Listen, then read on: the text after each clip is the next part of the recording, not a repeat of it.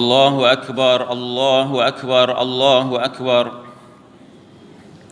الله أكبر الله أكبر الله أكبر الله أكبر الله أكبر الله أكبر الله أكبر كبيرا والحمد لله كثيرا وسبحان الله بكرة وأصيلا لا إله إلا الله وحده صدق وعده ونصر عبده وأعز جنده وهزم الأحزاب وحده لا إله إلا الله ولا نعبد إلا إياه مخلصين له الدين ولو كره الكافرون لا إله إلا الله والله أكبر ولله الحمد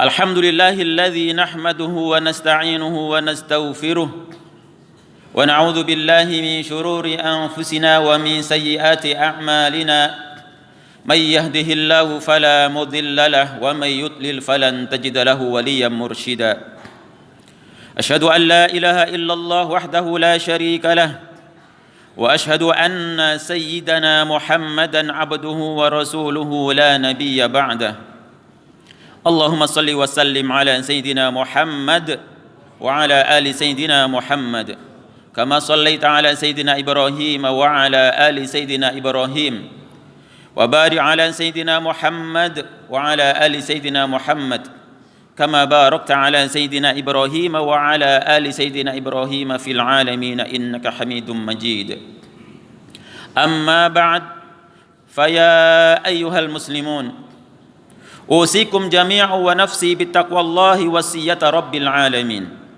حيث قال في كتابه المبين أعوذ بالله من الشيطان الرجيم بسم الله الرحمن الرحيم ولقد وصينا الذين أوتوا الكتاب من قبلكم وإياكم أن اتقوا الله فاتقوا الله يا عباد الله لعلكم تفلحون ولا تموتن إلا وأنتم مسلمون. Hadirin kaum muslimin jamaah rahimakumullah, pada pagi yang cerah ini marilah kita panjatkan segala puji dan syukur kita kehadirat Allah Subhanahu wa taala yang telah memberikan kesehatan, kekuatan dan kenikmatan sehingga kita dapat hadir di tempat yang mulia, tempat yang suci, rumahnya Allah ini untuk bersama-sama menunaikan salah satu ibadah yang diperintahkan oleh Allah kepada kita sambil kita mengumandangkan kalimat-kalimat yang agung, takbir, tahlil, tahmid, yang semuanya kita tujukan kepada keagungan dan kebesaran Allah yang Maha Agung.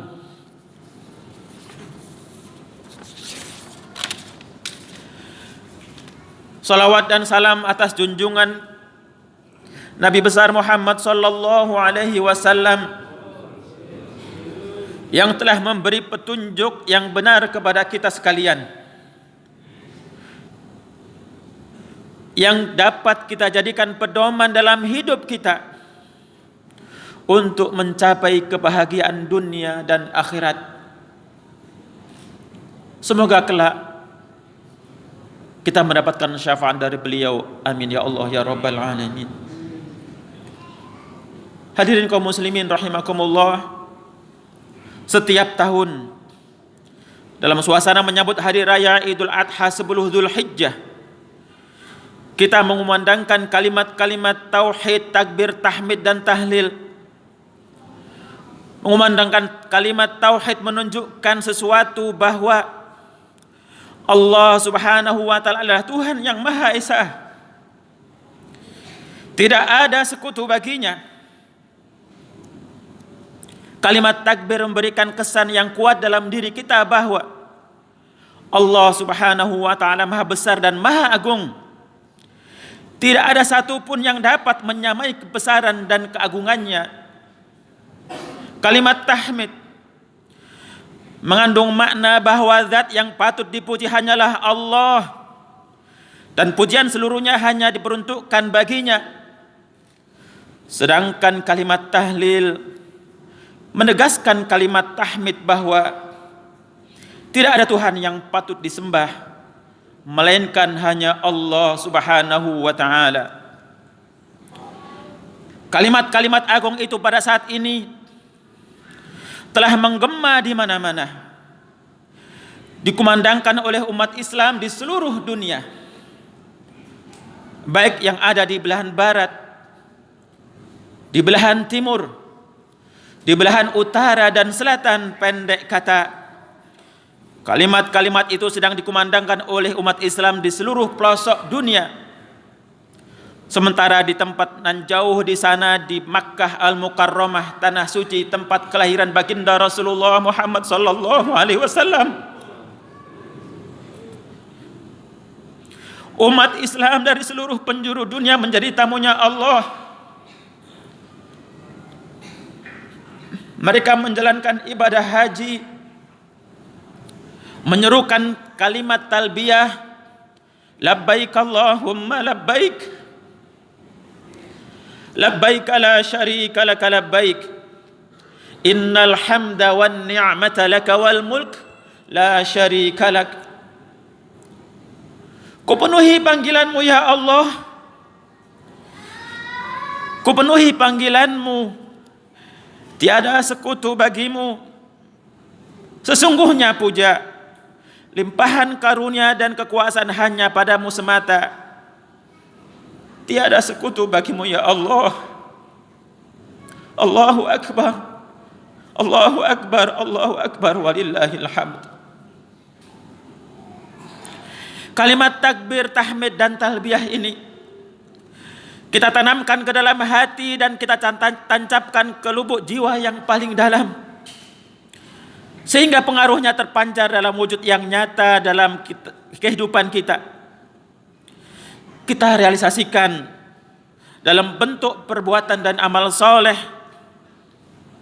Pengakuan kita terhadap kebesaran Allah yang tidak ada sekutu baginya. Pengakuan kita bahwa tidak ada yang patut dipuji melainkan hanyalah Allah. Kepatuhan kita untuk meninggalkan larangan-larangan dan melaksanakan perintah-perintahnya. Dan pengakuan mereka dalam memenuhi panggilannya untuk menunaikan ibadah haji merupakan realisasi dari apa yang kita ucapkan dan kita yakini. Maka bagi saudara-saudara kita yang saat ini menjalankan perintah Allah melaksanakan ibadah haji ke tanah suci, semoga amal ibadah mereka diterima oleh Allah, menjadi haji yang mabrur. Karena Rasulullah sallallahu alaihi wasallam bersabda, al-hajjul mabrur laisa lahu jazaa'un illal jannah, bahwa haji mabrur tidak ada balasan baginya melainkan surganya Allah Subhanahu wa taala. Bagi kita yang belum berhaji, semoga Allah Subhanahu wa taala berikan kesempatan untuk ziarah ke tanah suci di masa dan tahun yang akan datang. Dan mudah-mudahan Allah kabulkan niat kita. Amin ya Allah ya rabbal alamin. Ma'asyiral muslimin rahimakumullah. Di dalam Al-Qur'an ada dua sosok nabi yang diungkapkan oleh Allah Subhanahu wa taala dengan ungkapan uswatun hasanah. Maka yang menjadi pertanyaan kita adalah, apa itu uswatun hasanah? Menurut Imam Al-Baghawi dalam kitab tafsirnya, uswatun hasanah adalah teladan yang baik di semua sisi kehidupannya, perkataannya, perbuatannya, ibadahnya, dan semua aspek kehidupan baginda Rasulullah sangat sempurna untuk kita jadikan teladan bagi kita dan seluruh umat manusia. Sosok yang pertama yang disebutkan Allah dalam Al-Quran adalah Rasulullah sallallahu alaihi wasallam, Muhammad sallallahu alaihi wasallam. Laqad kana lakum fi Rasulillahi uswatun hasanah liman kana yarjullaha wal yawmal akhir wa dzakarallaha katsira. Sesungguhnya telah ada pada diri Rasulullah suri tauladan yang baik bagimu, yaitu bagi orang yang mengharap rahmat Allah dan kedatangan hari kiamat, dan dia banyak menyebut asma Allah. Sosok yang kedua yang disebutkan Allah dalam Al-Quran adalah Nabiullah Ibrahim alaihissalam, karena sejak muda baginda Rasulullah Nabiullah Ibrahim alaihissalam menjadi teladan bagi kaumnya dan keluarganya. Qad kanat lakum uswatun hasanah fi Ibrahim walladzina ma'ah. Sungguh telah ada suri tauladan yang baik bagimu pada Ibrahim dan orang-orang yang bersama dengannya. Allahu akbar, Allahu akbar, Allahu akbar, walillahil hamd. Ma'asyiral muslimin rahimakumullah. Hari ini hari raya Idul Adha juga disebut sebagai hari raya kurban, mengingatkan kita kepada Nabiullah Ibrahim alaihissalam bersama putranya Ismail. Ismail adalah putra tunggal beliau yang telah bertahun-tahun dirindukan kehadirannya. Sebagai putra tunggal, Ismail saya disayangi oleh kedua orang tuanya. Dalam suasana saling kasih sayang menyayangi, turunlah perintah dari Allah untuk menyembelih putranya Ismail alaihi salam. Nabi Ibrahim dengan penuh ketaatan dan kepatuhan bersedia melaksanakan perintah tersebut. Dan ketika diceritakan kepada Nabiullah Ismail tentang adanya perintah dari Allah untuk menyembelihnya, tanpa ragu, tanpa bimbang, Ismail tidak gentar sedikit pun juga menerima dan ikhlas menjalankan perintah Allah. Ini menunjukkan tentang bagaimana kekuatan imannya. Baik Ibrahim maupun Ismail, keduanya dengan jelas telah sama-sama menunjukkan sikap ingin berkorban yang sangat luar biasa besarnya. Kesediaan Nabi Ibrahim untuk melaksanakan perintah Allah, kerelaan Ismail untuk menerima perintah tersebut merupakan perwujudan dari kepatuhan mereka yang tiada taranya terhadap perintah Allah. Kita dapat membayangkan bagaimana kalau kita sendiri yang hanya mempunyai putra satu-satunya, anak satu-satunya, rela menyembelihnya demi untuk menjalankan perintah Allah. Nabi Ibrahim dan putranya Ismail telah melaksanakan perintah Allah tersebut dengan penuh ketaatan, penuh kerelaan dan ketenangan serta keikhlasan, hanya berharap kepada Allah Subhanahu wa taala. Pengorbanan yang dilakukan oleh kedua hamba Allah tersebut merupakan ujian dan pengorbanan yang amat besar, yang tiada taranya dalam sejarah umat manusia sampai hari ini, bahkan sampai kapanpun. Pengorbanan dan ujian yang beliau berdua lakukan ini tercatat dalam sejarah dan peristiwa yang diabadikan sepanjang zaman dan sepanjang masa yang kita namakan dengan Idul Kurban.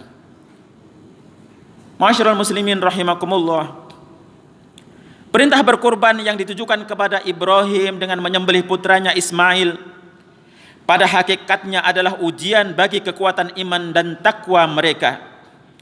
Allah ingin melihat sejauh mana kerelaan dan kesediaan keduanya di dalam melaksanakan perintahnya.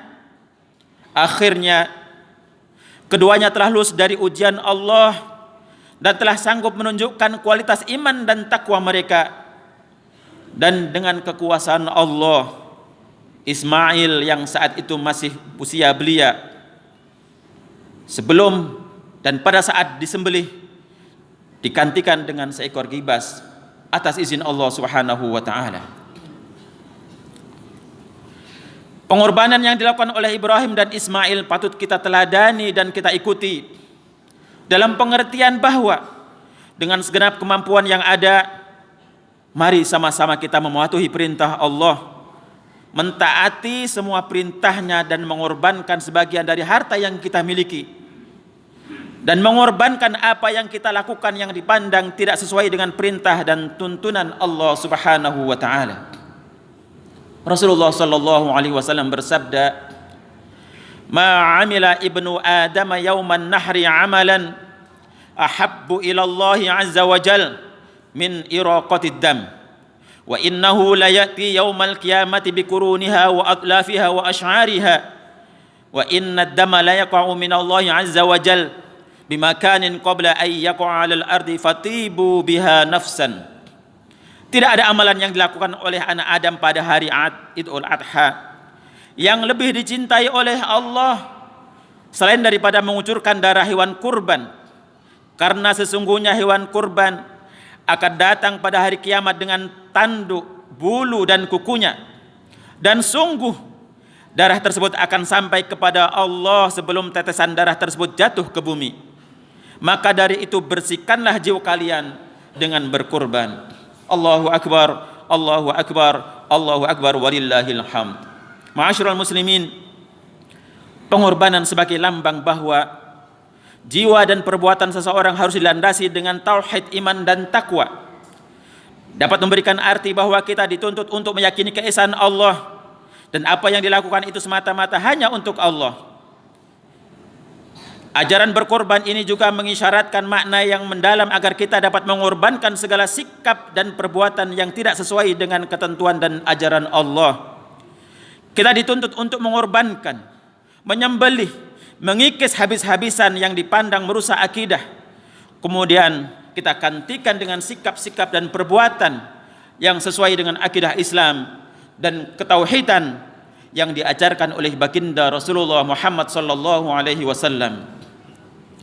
Kalau Nabi Ibrahim diperintahkan untuk mengorbankan putra tunggalnya, dan orang-orang yang berkemampuan dan berkecukupan diperintahkan untuk mengorbankan hewan, maka kita pun sebagai orang yang tidak berkecukupan tetapi memiliki sifat, sikap dan perbuatan yang mengarah kepada pelanggaran terhadap perintah-perintah Allah, kita dituntut untuk mengorbankan sifat-sifat itu dan menjauhinya sejauh-jauhnya, dan dituntut untuk kembali kepada akidah Islam dan sikap-sikap yang mengarah kepada ketaatan kepada Allah dan Rasul-Nya.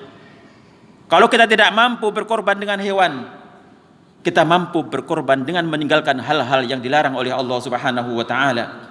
Allahu akbar, Allahu akbar, Allahu akbar, walillahil hamd. Ma'asyiral muslimin rahimakumullah, yang terakhir, marilah pada hari raya Idul Adha ini kita melihat kembali pandangan kita tentang Islam, memperbaharui pandangan kita dan memperbaiki sikap kita yang selama ini dipandang tidak sesuai dengan ajaran Islam.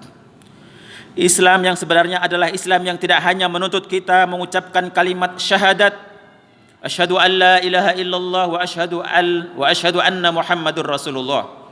Asyhadu an la ilaha illallah wa asyhadu anna Muhammadar Rasulullah. Asyhadu an la ilaha illallah wa asyhadu anna Muhammadur Rasulullah. Islam tidak hanya mengaku beriman dan bertakwa kepada Allah, tetapi juga lebih dari itu harus berusaha dan beramal soleh dengan semaksimal mungkin. Islam tidak hanya menuntut untuk beribadah semata, tidak hanya sholat saja, tidak hanya berpuasa semata, tidak hanya menunaikan zakat dan lain sebagainya, akan tetapi Islam menuntut kita untuk melakukan berbagai hal yang berkaitan dengan kemaslahatan dan kebahagiaan hidup di dunia dan di akhirat.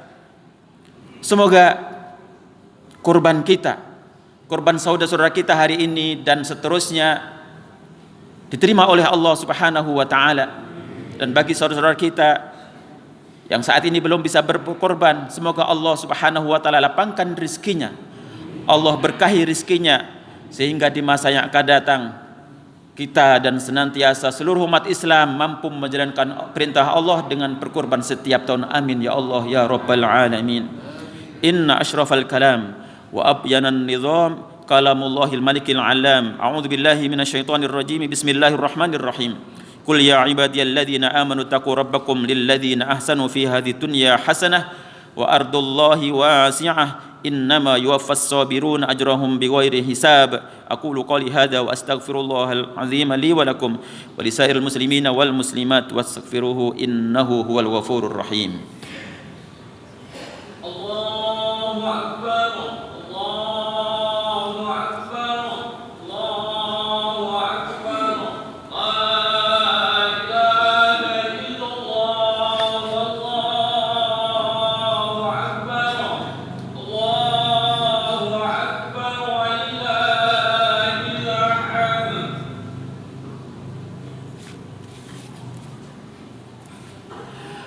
الله أكبر الله أكبر الله أكبر الله أكبر الله أكبر الله أكبر الله أكبر الله أكبر الله أكبر ولله الحمد. الحمد لله الذي لا تحصى مواهبه ولا تنفد عجائبه ولا تحصر له منن ولا تختص بزمن دون زمن.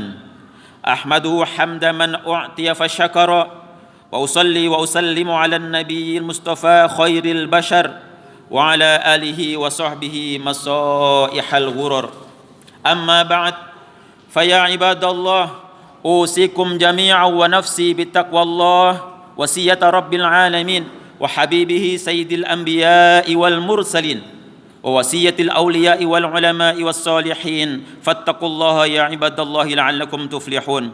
ثم صلوا وسلموا على نبيكم المصطفى امتثالا لأمر الله سبحانه وتعالى حيث قال في القرآن الكريم إن الله وملائكته يصلون على النبي يا أيها الذين آمنوا صلوا عليه وسلموا تسليما.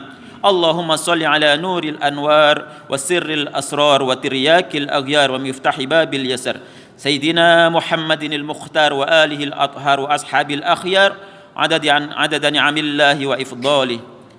وارض اللهم عن صاحبه الشفيق وخليفة على التحقيق سيدنا أبي بكر الصديق رضي الله عنه وعن شهيد المحراب الناتق بالصواب الفاروق الأواب أمير المؤمنين سيدنا عمر بن الخطاب رضي الله عنه وعن ذي النورين جامع القرآن من استحيت منه ملائكة الرحمن أمير المؤمنين سيدنا عثمان بن عفان رضي الله عنه وعن زيد البتول وابن عم الرسول ليث بن غالب سيدنا علي بن أبي طالب رضي الله عنه وعن الحسن والحسين وأمهما الزهراء بنت سيد الكونين رضي الله عنهم وعن أمهات المؤمنين وأصحاب رسول الله أجمعين وتابعيهم وتابع التابعين وعنا معهم بكرمك يا أرحم الراحمين.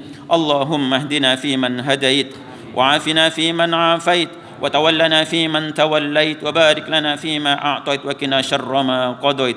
اللهم اهدنا بهداك واجعلنا ممن يسارع في رضاك ولا تولنا وليا سواك ولا تجعل ممن خالف أمرك وعصاك. اللهم حبب إلينا الإيمان والإسلام والإحسان وزينها في قلوبنا وكره إلينا الكفر والفسوق والعصيان. ربنا ظلمنا أنفسنا وإن لم تغفر لنا وترحمنا لنكونن من الخاسرين. ربنا لا تؤاخذنا إن نسينا أو أخطأنا. ربنا ولا تحمل علينا إصرا كما حملته على الذين من قبلنا. ربنا ولا تحملنا ما لا طاقة لنا به واعف عنا واغفر لنا وارحمنا أنت مولانا فانصرنا على القوم الكافرين فانصرنا على القوم الظالمين. اللهم اغفر ذنوبنا وإسرافنا على أنفسنا واستر عيوبنا واكشف اللهم كروبنا وأصلح ذات بيننا وألف بين قلوبنا وأصلح أحوالنا وأحسن منقلبنا يا رب العالمين. اللهم اغفر لنا وللمسلمين وارحمنا والمسلمين واحفظنا والمسلمين وانصرنا والمسلمين على أعدائنا وأعداء الدين. ربنا آتنا في الدنيا حسنة وفي الآخرة حسنة وقنا عذاب النار وأدخلنا الجنة مع الأبرار يا عزيز يا غفار يا رب العالمين. وصلى الله على سيدنا محمد وعلى آله وأصحابه وسلم تسليما كثيرا والحمد لله رب العالمين. عباد الله إن الله يأمر بالعدل والإحسان وإيتاء ذي القربى وينهى عن الفحشاء والمنكر والبغي يعظكم لعلكم تذكرون. فاذكروا الله العظيم يذكركم واسألوه من فضله يؤتكم ولذكر الله أكبر والله يعلم ما تصنعون. والسلام عليكم ورحمة الله وبركاته.